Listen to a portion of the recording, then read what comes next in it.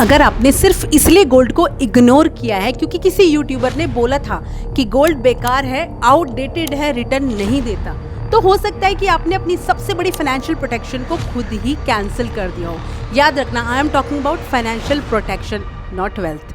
सच बोलो, जब भी मार्केट थोड़ा सा भी हिलता है ना, तो घर में एक ही बात बोली जाती है, गोल्ड ले लो। और फिर इंटरनेट पर फाइनेंस एक्सपर्ट बोलते हैं गोल्ड यूजलेस है, गोल्ड स्लो है, गोल्ड बोरिंग है। तो सवाल सिंपल है, अगर गोल्ड इतना ही यूजलेस होता तो दुनिया की सबसे पावरफुल लोग उसे आज भी अपने पोर्टफोलियो में सीरियसनेस के साथ क्यों रखते।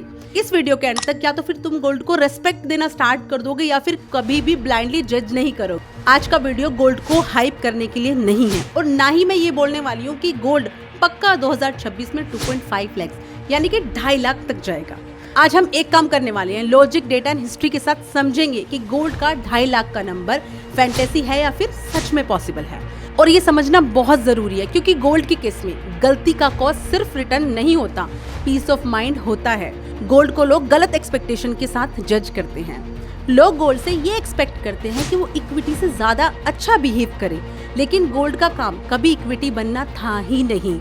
गोल्ड का असली रोल होता है जब सिस्टम पर प्रेशर हो, जब करेंसी वीक हो, जब इन्फ्लेशन चुपचाप आपकी सेविंग को खा चुका हो, तब आपकी परचेजिंग पावर को जिंदा रखना। इसलिए ही गोल्ड को इंश्योरेंस एसेट बोला जाता है, वेल्थ नहीं। और इंश्योरेंस का काम होता है प्रॉब्लम के बाद वैल्यू दिखाना। प्रॉब्लम के पहले बोरिंग लग रहा है, ये बात थोड़ी सी कड़वी है, लेकिन गोल्ड तब काम करता है जब आपका दिमाग काम नहीं करता। अब सीधा सवाल लेते हैं, गोल्ड का प्राइस हवा में नहीं बढ़ता। गोल्ड का प्राइस तब बढ़ता है जब सिस्टम एक्सपेंसिव होने लगता है। सबसे पहले फैक्टर है इन्फ्लेशन। इन्फ्लेशन एक साइलेंट टैक्स है, आपको पता ही नहीं चलता और आपकी कैश सेविंग हर साल कम पावरफुल होती जाती है। इंडिया में लास्ट 20 to 25 ईयर्स का डेटा देखो, एवरेज इन्फ्लेशन 6 से 7% है। इसका पोस्ट टैक्स रिटर्न क्या रहा? ज्यादातर केसेस में इन्फ्लेशन के आसपास। गोल्ड ने क्या किया? कभी लाउड नहीं, कभी फ्लैशी नहीं, लेकिन लॉन्ग टर्म में कैपिटल डिस्ट्रॉय भी होने नहीं दिया। इसलिए जब लोग बोलते हैं गोल्ड बहुत महंगा हो गया, तो सच ये है कि महंगा गोल्ड नहीं होता, महंगी करेंसी होती है।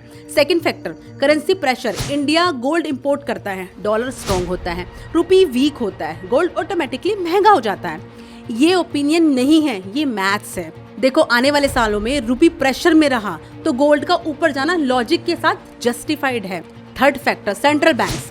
इस पॉइंट को लोग लाइटली ले रहे हैं, लेकिन ये सबसे पावरफुल सिग्नल होता है। आज दुनिया के सेंट्रल बैंक्स रिकॉर्ड लेवल पर गोल्ड एक्यूमुलेट कर रहे हैं। ये टेंडर नहीं होते, ये इंस्टीट्यूशंस होते हैं जो 10-20 साल आगे सोचती हैं। और जब सेंट्रल बैंक्स गोल्ड को खरीदते हैं तो वो प्राइस प्रिडिक्ट नहीं कर रहे होते, वो सिस्टम रिस्क से प्रोटेक्ट कर रहे होते हैं। अगर गोल्ड सच में इररेलेवेंट होता तो आरबीआई, यूएस फेड और चाइना उसे वॉल्ट में क्यों रखे? फोर्थ फैक्टर है गोल्ड अनसर्टेनिटी। वर्ल्ड आज स्टेबिलिटी मोड में नहीं है।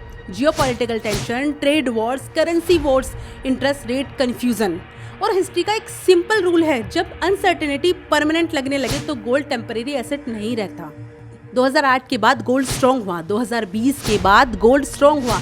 ये कोइंसिडेंट तो नहीं था, ये ह्यूमन बिहेवियर था। हिस्ट्री एक चीज क्लियर दिखाती है, जो गोल्ड का मजाक उड़ाते हैं वो क्राइसिस के टाइम पर सबसे पहले गोल्ड ही याद रखते हैं। आते हैं सबसे कंट्रोवर्शियल लाइन पे, गोल्ड 2026 में 2.5 लाख जा सकता है।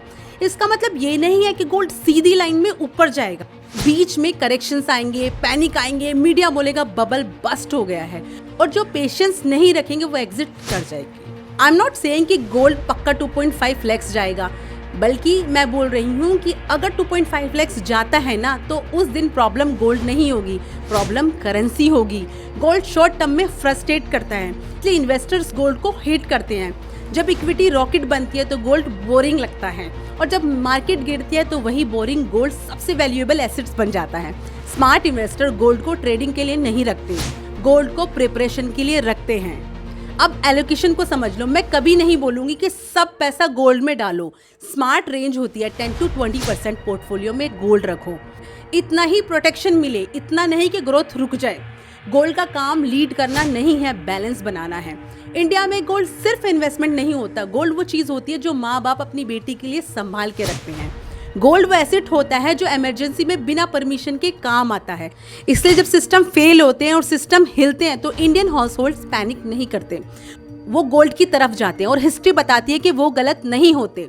सच ये है कि गोल्ड ओवरनाइट रिच नहीं बना। जो गोल्ड से लॉटरी एक्सपेक्ट करता है वो हमेशा डिसअपॉइंट होता है। गोल्ड का काम है आपको ओवरनाइट पुअर होने से बचाना, और आज के अनसर्टेन वर्ल्ड में ये क्वालिटी रेयर है।